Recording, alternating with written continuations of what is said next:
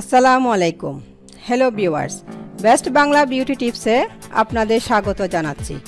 আজ আপনাদের জন্য ফেসিয়ালের উপর একটা বিশেষ টিপস নিয়ে এসেছি। তা হলো ফেসিয়াল করার পর যেটা মোটেও করা উচিত নয়। আমাদের এই চ্যানেলটি আপনাদের যদি এতটুকু উপকার এসে থাকে তাহলে অবশ্যই কষ্ট করে সাবস্ক্রাইব করবেন। সাবস্ক্রাইব করলে আমরা আরও নতুন নতুন বিষয়ে কিছু দিতে আগ্রহ পাব। ত্বককে তার প্রয়োজনীয় আরাম প্রদানের ক্ষেত্রে ফেসিয়ালের কোনো বিকল্প হয় না বললেই চলে, কিন্তু অনেকে ফেসিয়ালের পর এমন কিছু কাজ করে থাকেন যার জন্য ত্বকের ভালো হওয়ার পরিবর্তে মারাত্মক ক্ষতি হয়ে যায়, সেই সঙ্গে সৌন্দর্য কমতে শুরু করে চোখে পড়ার মতো। সেই কারণেই তো ফেসিয়ালের পর কতগুলো জিনিস একেবারেই করা উচিত নয়, যেগুলি সম্পর্কে বিস্তারিত আলোচনা করা হলো এই ভিডিওতে। ফেসিয়াল নানাভাবে ত্বকের উপকারে লাগে।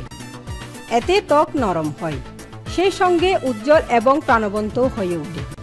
তাই তো সৌন্দর্য বৃদ্ধির ইচ্ছা পূরণের জন্য সবসময় ফেসিয়ালের পক্ষে মত দেন বিশেষজ্ঞরা।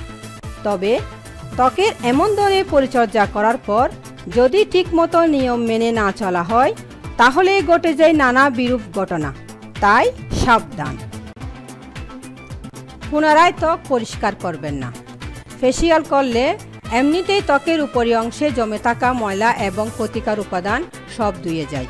তাই তো এ ধরনের ত্বকের পরিচর্যার পর আরও একবার স্ক্রাবিং বা ওই জাতীয় কোনো পদ্ধতির সাহায্যে ত্বক পরিষ্কার করার প্রয়োজন পড়ে না।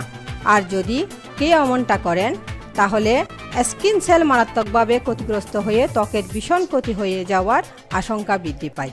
প্রসঙ্গত, ফেসিয়াল করার কয়েকদিন পর থেকে পুনরায় মুখ পরিষ্কার করা শুরু করতে পারেন, তাতে যদিও ভালো ফল পাওয়া যায়। ওয়্যাক্সিং। ফেসিয়াল করার পরপরই ওয়্যাক্সিং? আসলে এই সময় ত্বকের উপরের স্তরটি খুব নরম হয়ে যায়, তাই ওয়্যাক্সিং করলে ত্বকের মারাত্মক ক্ষতি হয়, সেই সঙ্গে নানা ধরনের ত্বকের রোগে আক্রান্ত হওয়ার আশঙ্কাও বৃদ্ধি পায়। থ্রেডিং করবেন না। ওয়্যাক্সিংয়ের মতোই ফেসিয়ালের পর ব্রু প্লাগ বা থ্রেডিং করবেন না, কারণ ওই একই। এই সময় ত্বকের উপরিভাগ নরম থাকার কারণে এমন কাজ করলে ত্বকের প্রদাহ বৃদ্ধি পাওয়ার আশঙ্কা থাকে। এক কথায়, ত্বক যখন খুব স্পর্শকাতর অবস্থায় থাকে তখন প্রদাহ বা জ্বালা সৃষ্টি হয়। এমন কাজ করা একেবারেই উচিত নয়, তাতে ভালো হওয়ার থেকে খারাপ হয় বেশি। বোটক্স। ফেসিয়ালের পরপরই বোটক্স করলে ত্বকের সংক্রমণ এবং ব্রণের প্রকোপ বাড়ার আশঙ্কা থাকে, সেই সঙ্গে ত্বকের মারাত্মক ক্ষতি হওয়ার সম্ভাবনাও বৃদ্ধি পায়, ফলে ত্বকের বয়স বাড়তে শুরু করে। সেই কারণেই ফেসিয়ালের পর কম করে 72 ঘন্টা কেটে যাওয়ার পর বোটক্স বা ওই জাতীয় স্কিন কেয়ারের দ্বারস্থ হওয়া উচিত, তার আগে একেবারেই নয়। রোদে বেরোবেন না।